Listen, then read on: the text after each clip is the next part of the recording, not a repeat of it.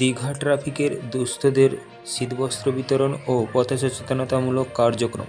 Digha traffic বিভাগের উদ্যোগে গতকাল পালিত হলো পথ সচেতনতামূলক কার্যক্রম এবং দুস্থদের শীতবস্ত্র বিতরণ। ট্রাফিক সচেতনতার একটি দীর্ঘ র্যালিও সংগঠিত হয় গতকাল, যা দীঘা স্টেশন থেকে নিউ দীঘা যুবাবাস মোড় পর্যন্ত হয় র্যালি। এই র্যালিতে সাধারণ মানুষজন, ট্রাফিক পুলিশ অংশগ্রহণ করেন।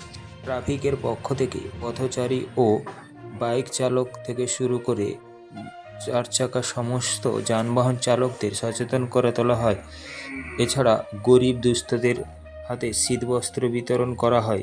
এদিন উপস্থিত ছিলেন Digha traffic OC SI Rabindranath Shyam সহ অন্যান্য আধিকারিক ও সিভিক ভলেন্টিয়ার সহ সাধারণ মানুষজন।